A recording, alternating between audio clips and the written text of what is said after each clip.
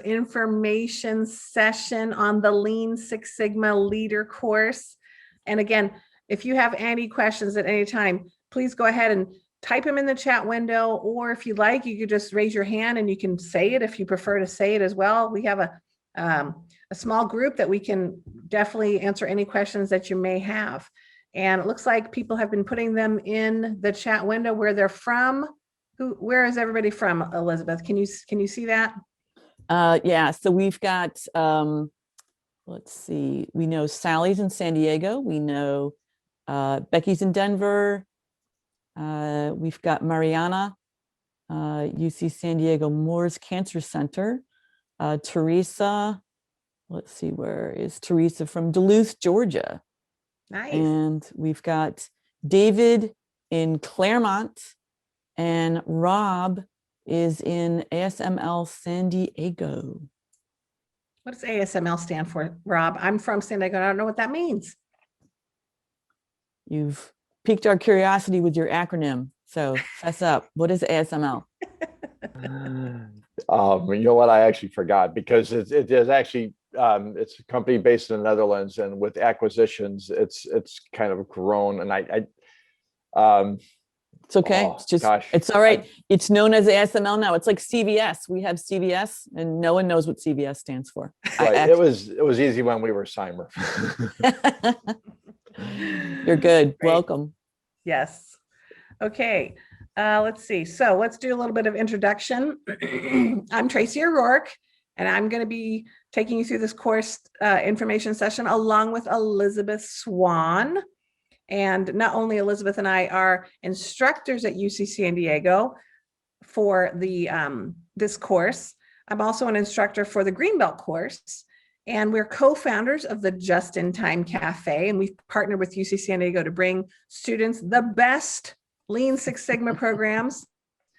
This course being one of them. We are very excited about this course. We ran it last semester and we had really good positive feedback. And we've made a few changes to it to make it even better. So we're really excited about it. We're the co-hosts of the Just in Time Cafe podcast. We're also co-authors of the Problem Solvers Toolkit. And we've been Lean Six Sigma consultants and master black belts and coaches and trainers for a combined 50 plus years. We are Shocking. older than dirt. No, it's combined. So we're happy to talk with you about this program. And before we get started, I want to give Angela an opportunity to introduce her as well. Sure. Good morning. Thank you for having me as well. My name is Angela Miller. So I oversee the Lean Six Sigma programs at UC San Diego Extension, and we are thrilled with this new offering. So welcome again. Thank you. Thanks, All right, Angela. Elizabeth, do you want to take us through the agenda? Sure. So we are going to start off with a brief intro to Lean Six Sigma and what is a Lean Six Sigma leader? Why do we need Lean Six Sigma leaders? A course overview, and then the registration process. And we're going to assume that you know what Lean Six Sigma is, but if not, we've got a very short explanation on the next few slides. So let's go to those. So the idea is that everything we do is a process, from delivering pizza to getting our driver's license. All businesses deliver goods and services through processes. And what if those processes are not working as they should? How many companies need to improve their processes? Does this ever stop? That's why organizations need problem solvers, and they need leaders to mentor those problem solvers. And problem solving in a process is known as process improvement. And typically this takes place when you stop working in the process and you start working on the process. And the goal is to improve these processes, and the method and tools that people use for process improvement is Lean Six Sigma. And how often should processes be improved? It's continuous, daily, weekly, monthly, yearly. It never stops. And Lean and Six Sigma is a powerful combination. So let's go over that. Lean was invented by Toyota in the 1940s. Six Sigma came to be at Motorola in the 1980s. Both methods are focused on analyzing processes, reducing waste, and maximizing the customer experience, but they promote slightly different methods and tools.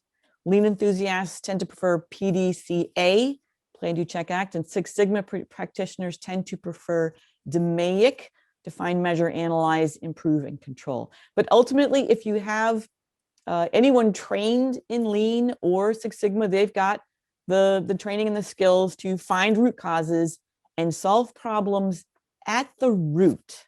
That's kind of the key phrase we use, not a Band-Aid, but solving them once and for all. And why wouldn't organizations want armies of problem solvers? Why wouldn't everyone want that? You know, armies of employees who know how to do this really, really well. Well, they do. Lean Six Sigma is pretty much mainstream now, regardless of what people call it. You'll hear OpEx, continuous improvement, business process reengineering. It's all part of the fabric of a healthy organization. And Tracy, why don't you take them through why Lean Six Sigma? Sure. So that is a really good reason why we want Lean Six Sigma. We want armies of problem solvers. We want people to be able to solve problems effectively and efficiently when it comes to process. And like we say, most people get hired to do a certain job and they're really good at it. But when the process breaks down and they need to improve the process, that is an entirely different set of skills. And the more people do it, the better they get at it. So that is definitely something we want for Lean Six Sigma, but there's also other reasons why organizations want to implement it. And many of you have heard this before because it sounds like a lot of people have come from a process improvement background already on this call. Obviously, increasing efficiency, doing it for quicker, using time, money, and resources wisely. We want to reduce the cost of poor quality. That doesn't just involve money, it involves risk and exposure and helping to improve quality and profitability. We definitely want to improve the customer experience. That is definitely a goal most organizations have, is they want to make the experience better. And in today's business environment, we can't afford not to make it better for customers. And last but not least, and I don't think people always think about this as a benefit of Lean Six Sigma, but I really believe this is a huge benefit. It strengthens the organization. What do I mean by that?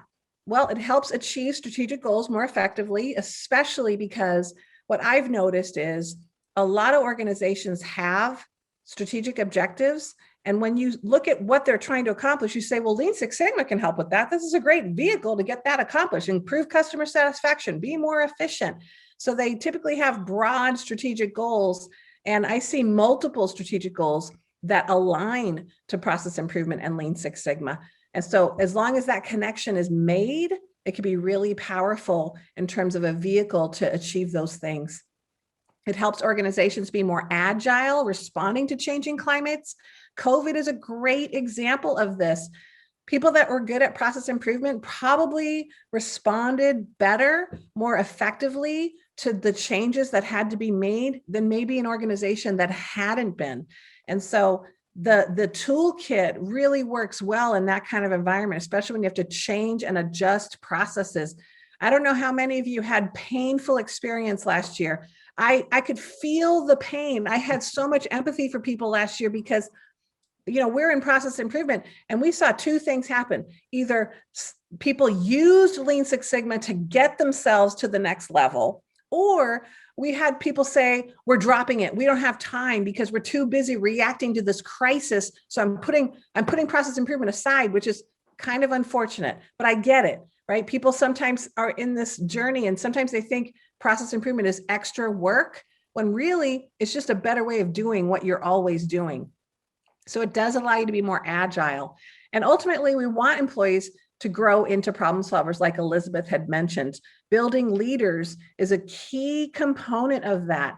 How many of you in your career have had a situation where you were trained maybe in process improvement, but the leader wasn't really promoting or allowing you to apply those tools, or there was fear? I just got an email yesterday from a colleague saying that her client says that people don't want to tell you when something is wrong, and they don't know what to do differently to get people to want to talk about it, because right now it's tattletale culture. Oh, you're telling on me. that was really interesting. And it's unfortunate. It's a puzzle that has to be solved. What's happening in that organization? Because leaders hold norms in place. And so what is going on in that leadership forum, in these teams, that's causing employees to react that way? We want to be able to have people apply these tools. So that's really what Lean Six Sigma does, is it really does, over the overarching premises, it does strengthen the organizations. So besides the fact that most organizations are practicing some form of continuous improvement, why do we need leaders? Well, we just kind of talked about that, didn't we? These are all the reasons why. Continuous improvement is mainstream. Lots of people are trained in organizations now on process improvement. And this is what breaks my heart, is I teach the green belt at UC San Diego. And sometimes I have people come into the class and they say, well, I got my green belt a couple years ago, but I never used it. Oh, what? And so when you don't use it, you lose it, right? And so it breaks my heart, because they just spent all that time and money investing in themselves to be better problem solvers, and they never got tapped to leverage that skill. That's big non-utilized talent right there. That's the biggest waste of all, right? So we don't want, as a leader, what can we do to tap into that talent, to really, you leverage that? How many of you have a lot of people that are trained in your organization on process improvement? And is it being leveraged? So that's really why we want Lean Six Sigma leaders. We want to be able to tap into those armies of trained employees. We want to support continuous improvement. We want to be better problem solvers, and that makes you better. We want better leaders too, because sometimes leaders make a huge difference. Not sometimes, probably all the time. Right, Elizabeth? Yes, huge. Much depends on leadership. And so I think this is also interesting. And I hear these stories too. Gone are the days of the old school leadership style of dictatorship in organizations. Top-down leadership fails to tap the value and skills of its people. That type of doesn't retain and engage employees, which is a big loss. You've heard the saying, don't just be a boss or a manager, be a leader. Being a leader instead of a boss suggests different leadership behaviors and a different leadership style. A style that embraces mentoring and coaching. Leaders don't have to have the answers to every problem. Leaders want to be able to coach and enable their employees to experiment and solve problems. One of the things we talk about is a big job of leaders is to create ideal conditions for problem solving.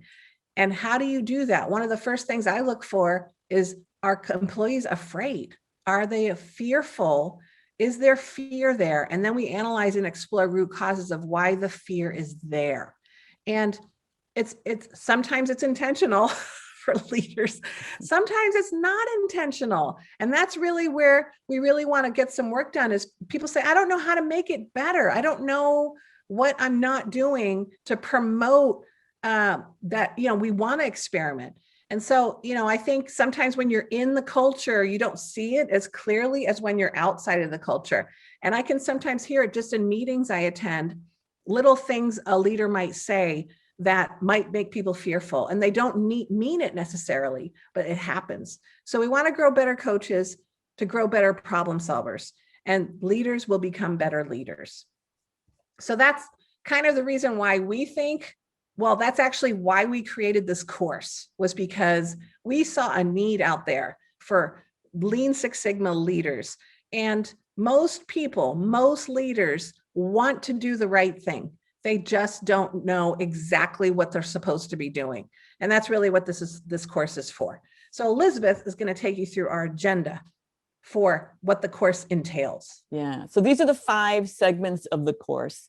And the first segment is grasp Lean Six Sigma. So really get grounded in what is this process? What's it all about? What are we putting forward as the methods and tools? And as Tracy was saying, people are at different levels in terms of understanding this, but that's our baseline. The next phase is transform the culture. Sorry. The next phase is transform the culture. So what's involved there? How do we transform cultures? Embrace the leader's role. What are all the aspects you're responsible for as a leader? And then making problems visible. Tracy was just talking about that, which is the opposite of that culture of fear, of the tattletale culture. So making problems visible, and then finally supporting problem solvers, growing that base of problem solvers. And everyone is on this continuous improvement journey in a different place, whether they're just getting started or working as a problem solver or leading other problem solvers. So that first phase, let's go to that, which is grasp Lean Six Sigma. So really starting with that understanding of the basics, intro to Lean, intro to Six Sigma.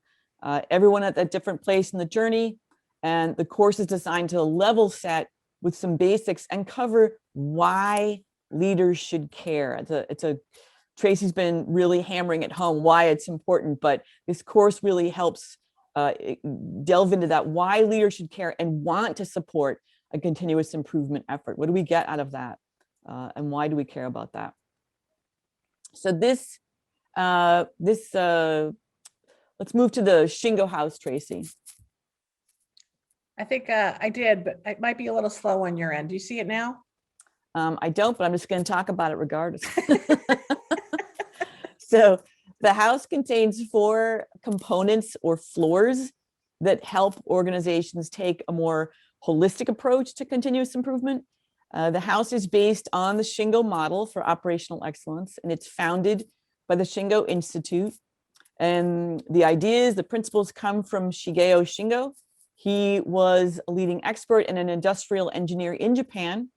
He wrote lots of books, many of them not translated into English. He was a leading expert on manufacturing practices and the Toyota production system, and his teachings are still widely practiced today. You're going to see this in a lot of different venues. And we like this model because it's simple and it makes sense. And it's broad enough rather than prescriptive, so that no matter where you are along the continuous improvement journey, you can assess each floor and make adjustments that work for you and your organization. So just working through the different levels, the roof represents the customer-focused results.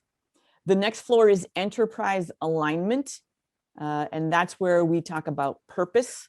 What is the mission of the organization? Below that is the continuous improvement floor. That's all about process, the process improvement tools and methods. And then the all-important foundation, which is the cultural enablers. And that's where we focus on the leaders. And you don't want to address only one of these components, like tools or training on the continuous improvement floor. You want to be successful on all floors in order to achieve a transformational change. We'll be spending time talking about each of these components. Each floor has a key principle associated with it, so it's easy to remember the purpose of each floor. And Tracy's going to take us into embracing the leader's role. Thank you, Elizabeth. Yes. So this is really about identifying what you should be doing as a leader. And again, it's not cookie cutter. You really need to start with where you are. So what a leader does is going to be slightly different than some other organizations, depending on where they are. There might be a certain focus you need to do that another leader in another organization may not need to do. And the reason why embrace the leader's role comes after transform the culture is because usually there's a transformation roadmap results of from that step 2.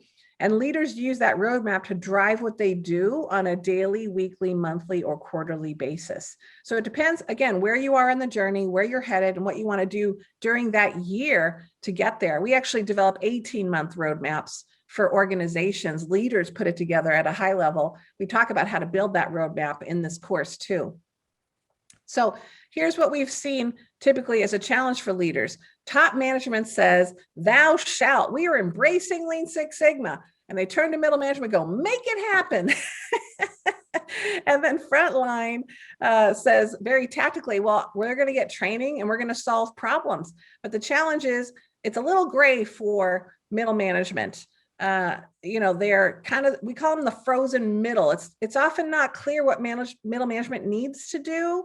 So that's where that term came from, the frozen middle. Middle management becomes immobilized by uncertainty in their tactical responsibilities and the effectiveness of the strange new behaviors and actions. It does feel a little strange. It's different. You are changing your behavior. There are some very common best practices that we've seen a lot of organizations do to model the leadership behaviors, things like huddle boards, making problems visible, which we talk about, all those kinds of things. And there's something called leader standard work. So leader standard work means something very specific in healthcare. It's a very specific tool. But in other industries, leader standard work has a broader definition, and it's basically a lot of different tools and techniques that are available for a leader. And what we know about standard work is it's the one best way to do something until a better way is found. Well, that's what they also mean by leader standard work. Is these are very common best practices we see very frequently leaders in lean environments doing and using. And we're going to share those in this course so that you can see what they are and you can try them out. And I will say that some of these do feel strange at first. It is different and new behavior. And sometimes people have to act their way into a new way of thinking rather than thinking their way into a new way of acting. I hope that didn't sound confusing, but I have seen that happen where people go, well, I don't really know. I don't really see why we're doing this yet. And then later they go, okay, I get it now. I see why this is good. I see why huddle boards are good and why huddle meetings are good or daily stand-ups are good, but they don't necessarily buy into it at first. If they did buy into it, maybe they would have done it already, right? So those are some of the things that we talk about here. So embracing the leader's role, what am I going to specifically do as a leader to promote the environment that we want and the culture that we want? And so again, your specific things might be very different than someone else in a different organization. So that's embrace the leader's role. Then the fourth section we talk about in the course is making problems visible. This is a famous quote by Taiichi Ono, who was the founder of Lean and Lean Enterprise at Toyota. Having no problems is the biggest problem of all. And it's when we hide problems. Why do people hide problems? Are they hiding problems? What happens in your organization today when problems are found? How do leaders respond? Do they respond good? Do they respond positively? Like, this is a good thing. It's a good thing we found this problem. Now we can fix it. Or is it, don't tell anybody about our problems. I don't want people pointing the finger at us. So how leaders respond is very important. And and there's very successful ways to make problems visible. This is a simple example. It's called a task board, also known in Japanese as a kamishibai board. And these are, you don't put every single task you have to do on these, but the idea is that you've got cards that are visible. And if they're daily cards, they're red at the beginning of the morning. And as you do the task, you turn them green. So anybody can see that the work has been done or that task has been done. And it's the same concept for weekly and or monthly. But this is just one tool. You don't have to use it, but some people love it. But it's an option for you to say, this would work really good in this situation. The idea is that you don't, this idea of this task board is not that you don't need a calendar anymore, or if things are working for you on a calendar, that's great. It's identifying where this would work and for who and what for, and then applying it if it makes sense. So that's just an example of making problems visible. But ultimately, do people openly share and solve problems? Do people hide problems? And we want to really make sure it's okay to discuss problems. One of the things that we say is culture is created by what is tolerated and what is promoted. And so are we promoting finding problems? Are we actually recognizing and acknowledging when people find problems and share them and openly discuss them? Or does the finger get pointed? So those are the kinds of things we have in terms of discussions as well. So we talk about things like leader standard work, task boards, process performance boards, huddle boards, leader process walks, all of those things. You may not know what they are now, but if you took this course, you would know what they are, and then you could apply them as you see a fit. Lastly, it's supporting problem solvers. So this is the biggest portion of the training, supporting problem solvers. Not only do you have to create ideal conditions for problem solving, but you want to be able to have specific knowledge so that you can mentor your people around certain things like selecting good projects, creating solid problem and goal statements, reinforcing walking the process and finding root causes, right? So walking the process is timely. And so sometimes leaders say, oh, we don't have time for that. We really want to make sure people are able to walk the process, find the root causes, walk them with the team. Make sure those teams are eliminating waste rather than just pushing it around and really identifying when people are jumping to solutions. So these are just a few things we talk about in terms of how do we support problem solvers effectively. The environment is very important. The culture, allowing people to feel safe is the most important. But there are also very specific mentoring skills that we want when it comes to these kinds of tools, especially with A3s, coaching. If you're using an A3, how are you coaching them? What are some of the things you could do? And we practice the coaching in the course as well. So this is where we spend most of our time in the course. About 1/3 of the class is spent on supporting problem solvers, even though it's only one section. All right, Elizabeth, go ahead and wrap it up for us. Wrap it up. Okay, so just to recap, first phase is grasp Lean Six Sigma. Second phase, transforming the culture, embracing the leader's role, making problems visible, and then supporting problem solvers. So those are the 5 areas we explore. If you have questions about the content, put those in the chat window, and Tracy and I will either address them right now or right when we get to the end. Let's talk about the format of the course. Lots of great formats that worked really well when Tracy and I ran this recently. You can see there's just a really great mix of material, blogs, interviews from our podcast, and then assignments. And we use Zoom for all the live instructor sessions. I'm guessing a lot of you have gotten fairly comfortable with that over the past year. We also use a virtual whiteboard called Mural, and that's been a huge discovery for the two of us. It's been around for 10 years, apparently, but COVID put it on the map, that and a lot of other of these digital whiteboards. Great for collaboration. Tracy, what'd you think of Mural this past session? Well, I loved it. It's funny because Elizabeth and I, when COVID hit, we realized we were going to have to be serious learners. We are kind of lifelong learners anyways, but we're like, we really need to find some tools to make interaction and virtual teaching more engaging. And we were both students of Mural. And then we're like, okay, let's use it. We're using it for the Lean Six Sigma Leader course. Let's do it. And I'm really glad we did. And the students got a feel for how it works.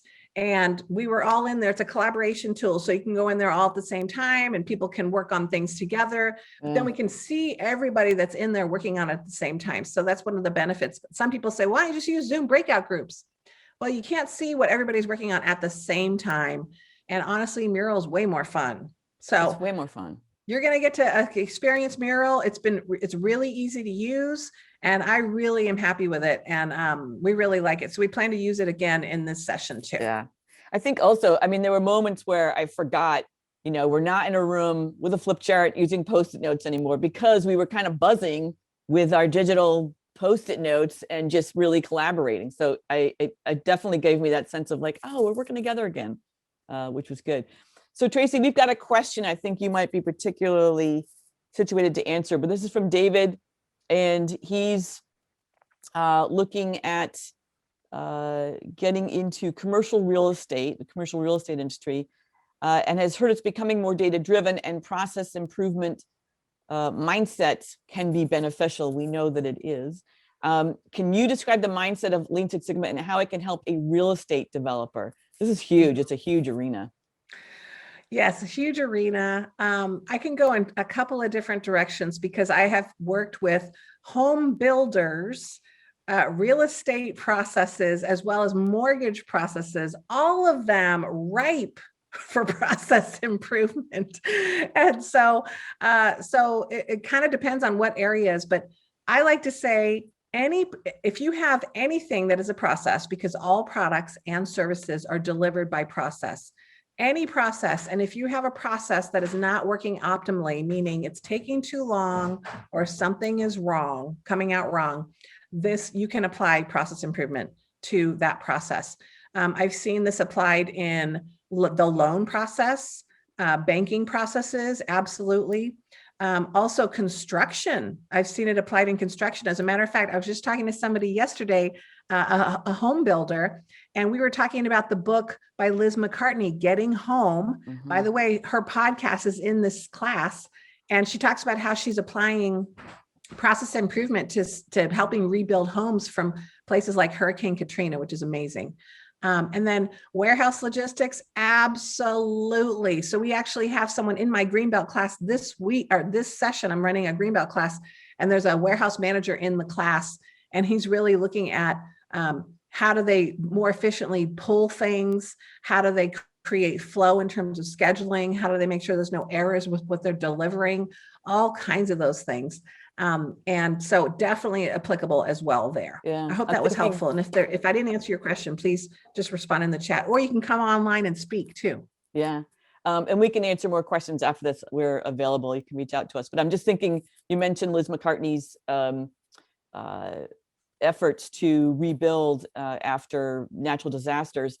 The Toyota had a nonprofit arm that came down and sort of looked at her processes. And one of the biggest things they addressed was the warehouse and how she set up to supply all of the operations they had going at once. So I think that's that comes up a lot. You know, there's also, if you want to see something really, really fun, there's a video, it's called Meals Per Hour, if you Google it.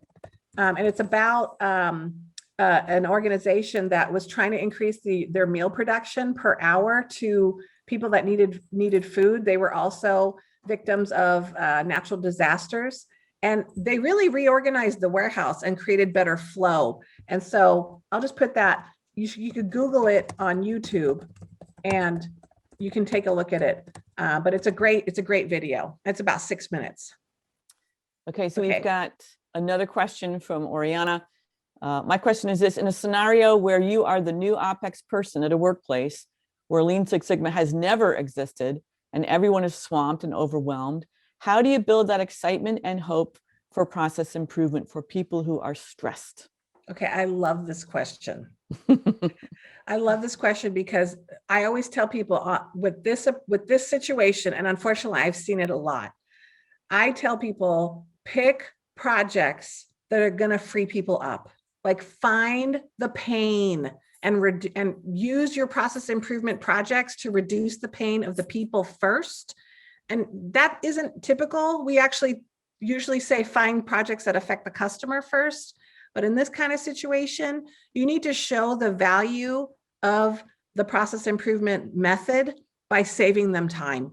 And if you save them time, it's now an investment, right? They invested time in this to save themselves time. And now they could spend a little more time working on something else to improve it, to make it go away. That is the best way to get excitement and to reduce stress and show the power of this method. And one of our favorite phrases is fix what bugs you. And in this case, I would say fix what's making you swamped and overwhelmed. But yeah, the focus on giving people relief, and that is your proof of concept. Yeah, I actually tell people that's exactly why you need it. You need it because you're overwhelmed and stressed. Yeah, you shouldn't be. Yeah, there's a lot of great. Yeah, So I hope that helps. And if you need help scoping those projects, let us know, because those are to me, if you are successful with that, you're gonna get a lot of traction, because people are like, yes, reduce more pain, please. Reduce more pain, please. Okay. So thanks for asking that question. Should we look at the layout of the course? Yes.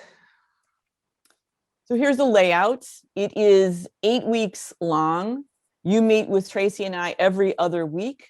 We have 6 of these 2-hour live sessions. In the interim, you're taking the material and doing assignments. So there are webinars and interviews and blogs and assignments, as we discussed. But this gives you the dates, the focus of each week or each couple of weeks and how it lays out. And then I've got another question from Teresa. Does the class address redeployment of resources as a result of lean activity? Yeah, I mean, I think you're addressing, if you're able to do things faster, cheaper, what happens to the people? And generally we find that you're more experiencing what Oriana's talking about, where people are stressed and overwhelmed, so you're trying to reduce that. But optimally, then you get to let people address the activities that add value. If you reduce, say, how often we're trying to do rework and fix stuff, then now you get to go focus on the things that are of value to customers. So that's actually a huge boon. And yes, we do talk about that. I hope that answered your question, Teresa, but reach out if we had more on that one. Yeah. And I'll just add to it that Lean Six Sigma should never be a headcount reduction strategy. And that is actually, in my opinion, a misguided notion for leaders, which is another reason why we have this course, because that should not be the reason why we do Lean Six Sigma. Now, do you actually improve productivity because it takes less people to do something? Absolutely. So how do you effectively redeploy those resources? It doesn't mean letting people go and firing them, because guess what? Nobody will ever do a second project. That's the end. That's the end of the effort. If everybody got let go, nobody's going to want to sign up and do that. So it should not be a headcount reduction strategy. And then people say, but hard dollars, where does it fit? Well, if you actually do such a great job, there's natural attrition occurring in organizations. People leave for whatever reason. They move, they get promoted, they want another job, they have kids and they don't want to work anymore, whatever it is. And then you really start to assess, do I need to fill this role? That's a better strategy than getting rid of people. So yes, we do talk about that. I'll just give you a little bit more because I'm really passionate about that. Sorry. No, it's something that's worth being passionate about. So thank you for asking that, Teresa. That was good.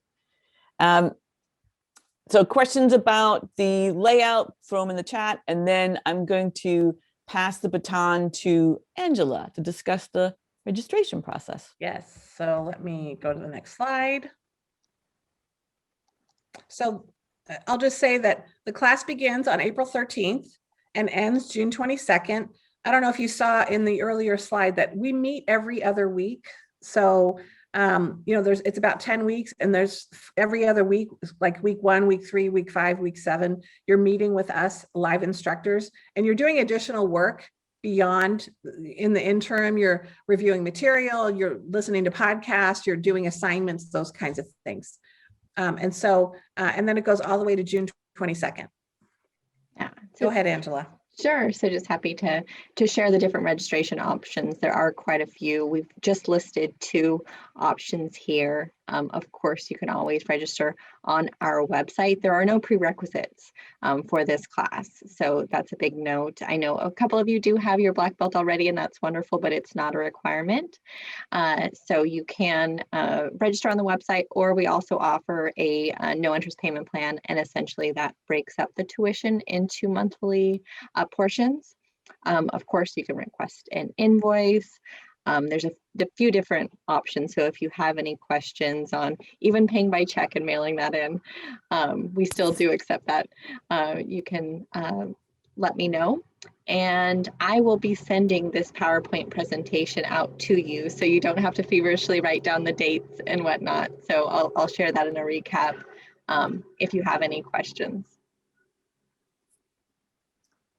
Thanks for the note, Teresa. David's asking, how many hours a week should we dedicate to classwork assignments? That's a great question. There is some variability. It's about 2 hours a week, I would say 2.5 hours, depending on how many people you want to involve, because some of them are some cultural pieces, and some people choose to just absorb the information while they're in the class. And then some people actually choose to do some meetings with leaders at that time to get some of the assignments done. So it does depend on what you're able to do, but it's roughly about 2 to 2.5 hours a week. Good question. Thank you, David. Okay, any other questions that anybody has about the Lean Six Sigma Leader course? Is there anything that you feel like you wanted to see but didn't see as part of the course? We'd be interested to hearing about that as well. We just launched this course. This will be our second cohort. The first cohort went really well. We asked them, we pumped them for feedback. Please, please, please give us feedback. We want to know what you didn't like, what's missing, what's in here, and what's not. So if there's any questions you have there, we are open vessels when it comes to stuff like that right now. I mean, we are anyways, because we're continuous improvement people, but any other questions? All right. Well, if there are no other questions, we thank you very much for coming to the session today. And